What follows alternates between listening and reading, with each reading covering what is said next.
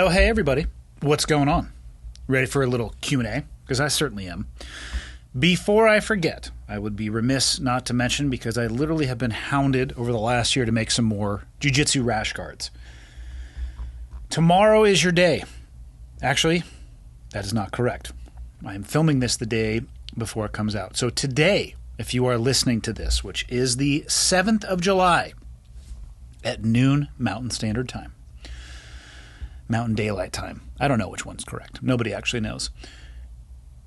A new rash guard is coming out. If you're a jiu-jitsu player, if you have a jiu-jitsu player in your life that wants a rash guard that is fucking awesome, go to shop.clear.podcast.com. At noon today, Montana time, it'll be out. That is all. Shall we Q&A? All right, let's Q&A. Okay, got the red smoke. Gun run, north and south, west of the smoke, west of the smoke. Okay, copy, west of the smoke. I'm looking at danger close now. Come on with it, baby, give it to me, I need it. You're cleared hot. Copy, cleared hot.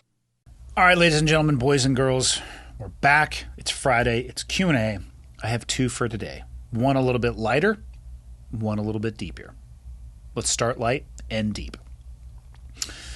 Subject line of this email: motherfuckers on a plane. You had me at hello. Andy, question for you. There is now a new show called Hijack with Idris Elba about a hijacked plane with 4 hijackers that have guns. If you were on this plane, what would you do given your background? Just curious how you would approach this type of situation. Some of you may be asking yourself, why would I pick this question? Because honestly, I view this question with a little bit of, I'm assuming there was some humor involved with sending it in. So it's a little bit of a lighthearted question. And I picked it because it's a topic that I think is important to discuss, not hijacking. What I'm talking about is somebody who has the military background that I do, or the special operations community, or just the military in general. I don't care what you did for a living while you were in uniform. And for people out there who have never had the chance to serve, they never had the desire to serve, whatever it may be, they don't interface with a lot of people who did serve in the military. The simplest way that I think I can say this, and the reason that I chose this question, is that it is important for people to realize that whatever your job title may have been, you don't actually get a cape and a shield to go with it. The people that I served with at the highest levels were exceptionally common individuals. In many ways, they were exceptionally average. They were just asked at times to do exceptionally uncommon things, and things that the average person would have a really difficult time understanding. But there's no superpower that is associated with that. There are no superhuman capabilities that comes with the beret, the pin, whatever regalia that you may identify with because of the job that you came from. If I'm on a plane that has 4 people who are armed that are hijacking it, there is not much that I can do that anybody else couldn't do. And this also highlights the point for me. I know that anecdotally, in my own experience, I have heard far too many people say, and I'm talking about the relationship between a couple, a husband and wife in this instance, where the wife has said directly and in roundabout ways that as long as they are with their husband, who came from a special operations background, that everything is going to be okay. And it's not true, because of what I've already mentioned. There's no cape, there's no hammer, there's no shield. You're just a person at the end of the day. And math is a really real thing on paper and in person. You could be the most capable mixed martial artist fighter on earth. there is a number of people that you could be approached with and attacked by that I don't care what your skill level is, they are going to overwhelm you. You could be the most high-speed gunslinger on the face of the planet, and there are situations, whether it be mathematical in size or mathematical in angle and elevation, where I don't care how good you are. You are at a tactical disadvantage, and the best thing that you could likely do would be to fight your way to your death in the hopes that it would have a better outcome for other people. And that, in this situation on an airplane, is really probably the only option that anybody actually has. If you were given the option of sit in your seat and fly into a building at 600 miles an hour, or get out of your seat and potentially get shot and bleed to death in an incredibly painful manner that in the end, because of your actions, may impact the outcome for the greater good, which one would you take? I would take the latter because at least I had some semblance of choice and control, but it doesn't really matter what I used to do for a living. It's not going to probably change the outcome, especially if I'm by myself.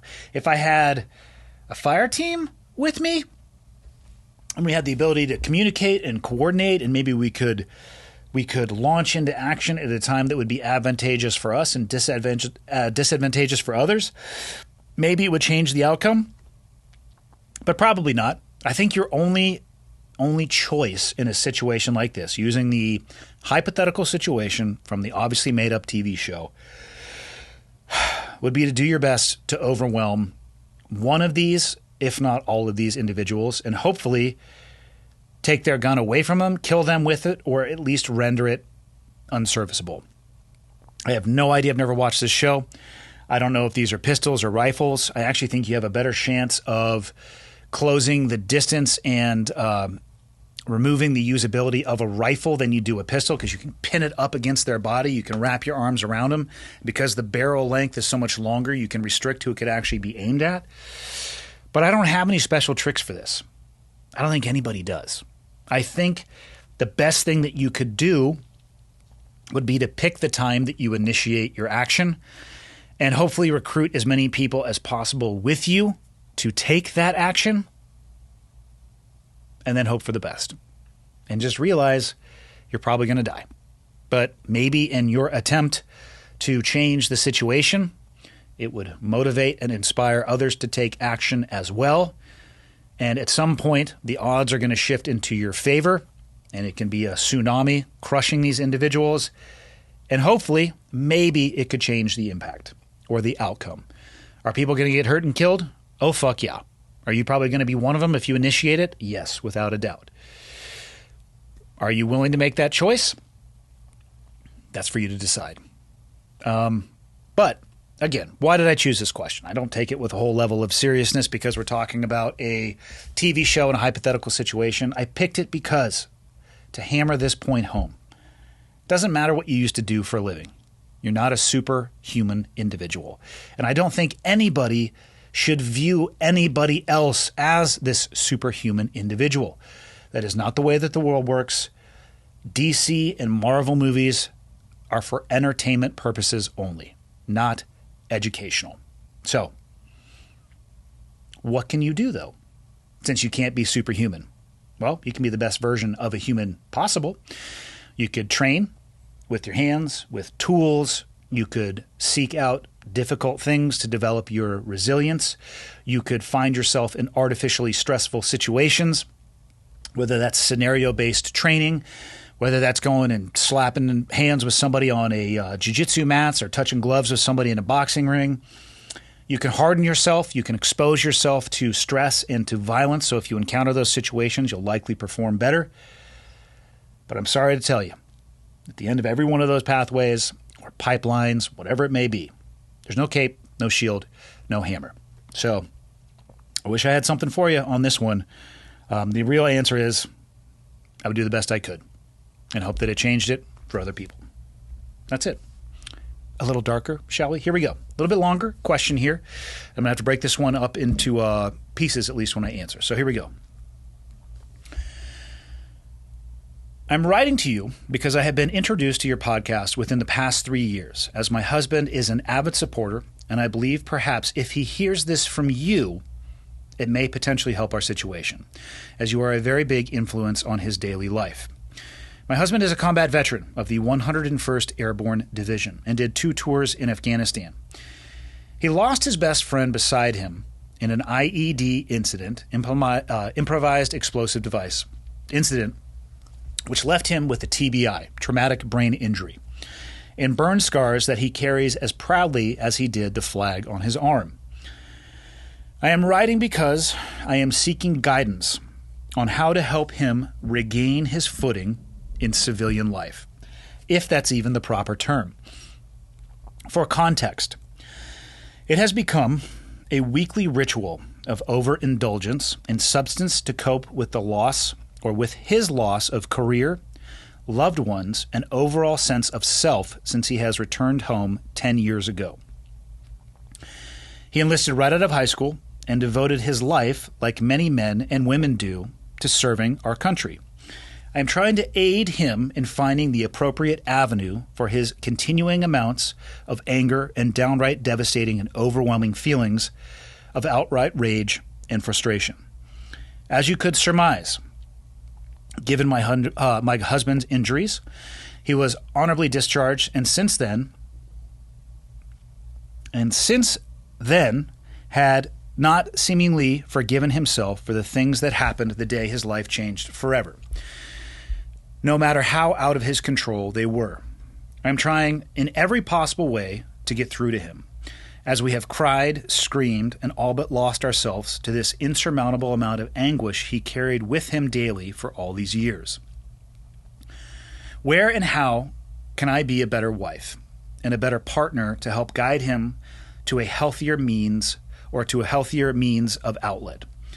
We are very active. We spend every waking moment while not on the clock in the woods, on the water, doing things that are physically and mentally taxing. He devotes multiple days a week to training, even days where he has been in excruciating weather conditions. He does not falter with his training. His military career and his dedication to it still have not wavered. Early on in our relationship, being less knowledgeable about any of his experiences, I suggested he speak to someone about his time while active. Hell, to speak to someone about anything that would help. He has opted not to seek help in that regard. However, the fork in the road that has led me to writing you has been a very dark and wavering path. I am concerned about his overall mental and physical health and the deteriorating man I see standing before me. His work life has suffered from the substance abuse and has his family life. We are all watching as the strongest person we know and love self-destructs. I am writing this at 4 a.m. because tonight was the night this week, perhaps one of a few, that he succumbed to his anger and found solace and refuge in a bottle. My question is, where can I, as his wife and protector, if at all possible, find a way to help him through this? I'm not jaded, and I know that each and every one of us has free will. And with that comes the decision to make any and all changes necessary for growth, and being self-aware is absolutely part of that process. But how do I, knowing all that he has been through and lost, help to guide him towards a safer and healthier avenue for his grief? I'm hoping that you see this, and I'm hoping that if nothing else he someday hears this and knows that his family is in desperate need of him, and we would all greatly appreciate any guidance you have for us. Okay. There's a lot here. I'm going to start with this. Your husband's a very lucky man. Your husband is a very lucky man that he has somebody in his life who cares about him as much as you do. I have known quite a few people who don't fit this description exactly, but they fit this description broadly. And they don't have somebody in their life who expresses the love, affection, desire to protect, care, and willingness to navigate the difficulties and complexities that not only do we all face in our own life, but the additional complexities that can come from service in the military during a time of war. He should be counting his fucking lucky stars. And I hope he has some level of realization just how lucky he is to have somebody like you. I have not seen it go well for most of the people that I know that don't have somebody like that in their life to support them. It truly is unique. Having said all of that, it is not your job to help your husband. It is your husband's job and responsibility to do two things. Let go of the past. Secondly, deal with any of the residual issues that still exist due to his experience in the past. Survivor's guilt is a real thing. I think one of the issues that can scramble people's brains overseas is the absolute and complete lack of control that you have over the situation. You could be the most trained individual that the military has ever seen, the most capable individual that the military has ever seen, and you could have bad luck, and you could get absolutely vaporized by an IED. And when that happens to somebody that you deeply care about or that you deeply respect, you will find yourself in moments asking yourself, why them and not me? And I don't think it is because you actually want to switch positions with that person. I think it is because the mind cannot understand how something so horrendous could happen to somebody who was so prepared, so trained, and so ready, willing, and able to accept the responsibility of their job.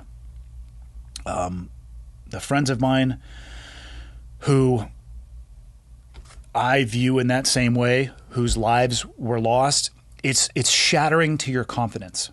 Because if you put them on a pedestal to any degree, and that can happen to them, what in the fuck is going to stop it from happening to you? And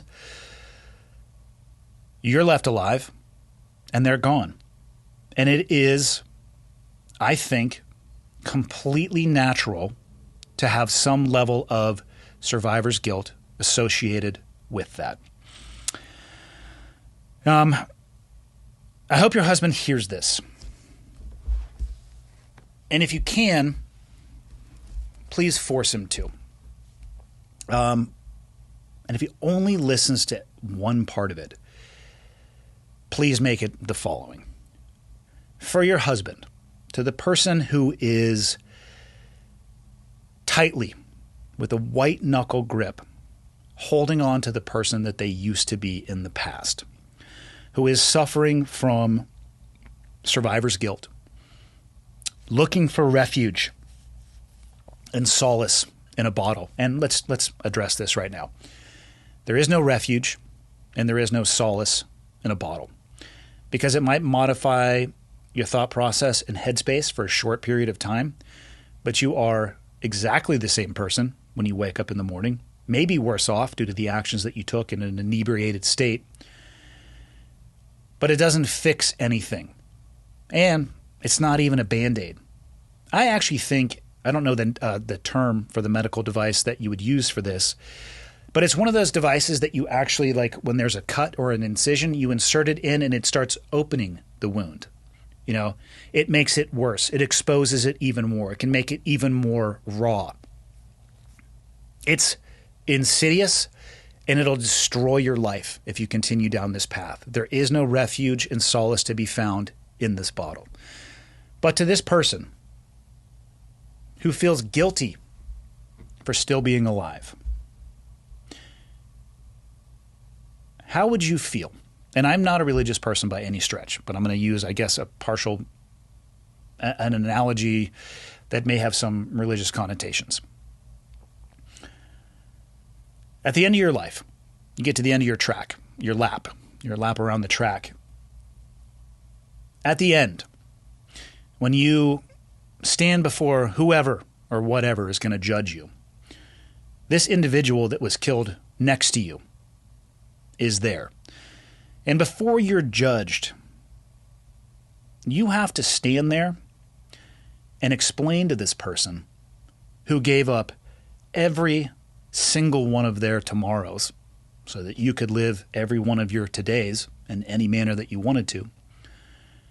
You have to explain to this person how you lived your life, how you behaved, the actions that you took. How did you honor their sacrifice? Or did you honor it? Or did you use it as an excuse to fucking auger in because you refuse to address the issues that appear to be evident to just about everybody else in your life that cares about you? Be a tough conversation. It might be an impossible conversation. And my question to you is, if you feel guilty about the sacrifice that they made, why the fuck are you living your life the way that you are right now? You have a wife that cares deeply about you. You apparently have a job. Assuming you have a social circle, you have some level of dedication in your life. Your wife said that your training doesn't falter. I'm going to make an assumption here, though, that you are trying to use training and physical exhaustion and exertion as an excuse not to deal with what's going on in between your ears, which is actually the muscle that matters the most and probably the one that you need to be exercising to the most thorough degree. But what does that sacrifice actually mean through the lens of how you are choosing to live your life? I get it. Survivor's guilt is as real as it gets. But you survived. The person who was killed, they don't have a choice. They never have a choice in the matter, other than obviously choosing to join the military unless they were drafted, and we can admit that that shit hasn't happened in decades. I'm not saying anybody volunteers to get killed. What I'm saying is most people know what they are getting themselves into when they join the military. It is a potential consequence that all of us probably think could never happen to me, but we realize it's a consequence of that job in and of itself. What does it mean? What does any of it mean if you are going to allow something that happened a decade ago to still be governing your behavior today? My answer to that would be his sacrifice didn't mean that much to you if you're choosing to live your life the way that you are. And that might be really tough to hear. And my answer to that would be, good, I'm glad it's tough. Because you're fucking up right now. And what you're dealing with is not unique. It is not something that can't be overcome. It is not something that you cannot work your way through and be a better version of yourself on the other end of that journey. But nobody can do it for you. You have to 100% do it for yourself. I do believe in the power of therapy. I've talked about it many times. Do I believe it's magic? No, it's not a Harry Potter wand. And would that get you all the way to where you need to be? I don't know. What is the risk in trying? So for the husband, let me ask you a question. How much do you love your wife? How much do you love your family? Do you love them enough to change your behavior before they leave you? And a question for the wife that I would ask. How much of this are you going to tolerate? 6 more months? A year? You going to let him lose his job? How about if he starts treating his children poorly? How about if he starts getting in physical altercations and law enforcement starts getting involved? 5 more years? 10 more years? You want to live the rest of your life with a partner who's in the bottle, talking about things that happened in the early 2010s? How about in 2040, 2050, 2060? Is that what you want your life to be? How far are you willing to let this go before you put your foot down? My recommendation to you as the spouse is that you need to draw a line in the sand. And you need to call this person's bluff. In a moment where they are not incapacitated in any way, by that I mean they need to be stone cold sober, because these conversations do not stick when somebody wakes up after a bender and is like to feel like the worst that they've ever felt in their life. I'm like, oh, I'm going to change everything. No, you're fucking not. I would sit down and explain to this person how much you care about them, what they mean to you, and what you are willing to do if they don't change their behavior. Now, obviously, in that conversation, also explain what you are willing to do if they agree to work towards changing their behavior and fixing the problems that you have brought to me in this email. Somebody being receptive to feedback and actually modifying their behavior from that feedback, I have nothing but time for people like that. They listen and then they act upon what they have heard. I have almost no time for people who hear you but aren't listening and refuse to change their behavior or go back to doing exactly what they were doing before after they just asked you for and received advice. Fuck right off into the sunset. I have no time for that because they're not willing to actually change their behavior. But if this person cares about you in the same way that you care about them, there should be nothing that they are unwilling to do to change their behavior. And if that is the case, then there should be nothing that you would be unwilling to do to support them along that journey. But you had better hold them accountable. And I'm telling you right now, step number 1, put the fucking booze down. Nothing good or positive is going to come from this until alcohol is removed from the situation. For the reasons I've already spent too much time talking about. There's no solace, there's no refuge in the bottle. Actually can lead you to very depressive states depending on who you are. It's a depressant to begin with, so it's not like the headspace while consuming alcohol is probably going to be positive for this individual.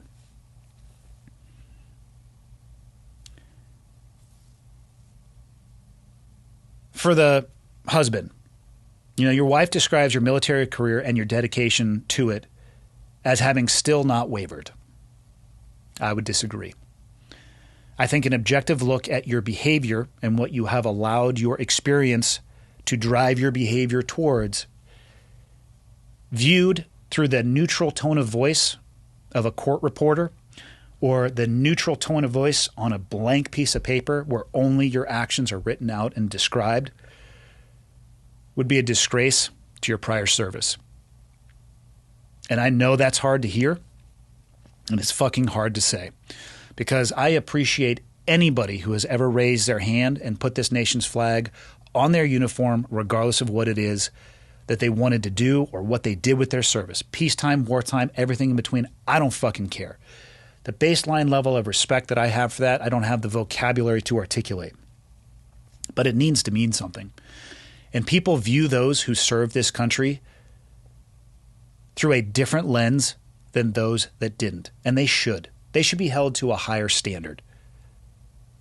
Do your actions and behaviors meet that bar? Do they meet that standard? They don't.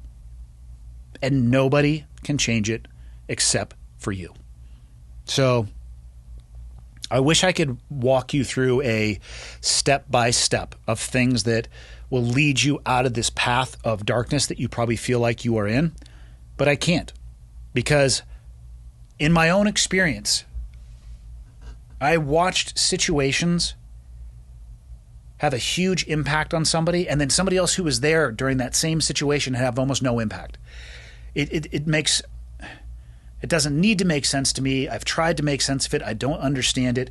People's varying levels of degrees dealing with stress and experiences in their life. Some can be stronger because of it immediately. Some are damaged immediately, and then they heal and become stronger, and some are destroyed. Very few people, though, very few people are not salvageable. And I don't believe that you're not salvageable. So what you have in front of you is a really long road to walk. The first step I'll give you, and I already gave you, is put the fucking bottle down. If you are not willing to put a bottle down, you don't deserve the wife that wrote this email. And for the wife, if he doesn't agree to put the bottle down, or if he does and then you catch him drinking again, I would suggest that you leave. Because his actions and behavior are showing you what he cares about and what he doesn't care about. I think together, just based on this email, you are already statistically so far out of the norm, having somebody so willing to support you. You have to look into the mirror and put down, at least for a moment, the level of guilt that you are feeling for still being alive, and realize and recognize that you're actually worth and worthy of the sacrifice of your friend. The only way that you will realize that, though, is if you're able to do something with it. And that's where I would start, and that's where I'll leave everybody on this Friday. Whew, a little bit dark, but we're out of here. See you all on Monday.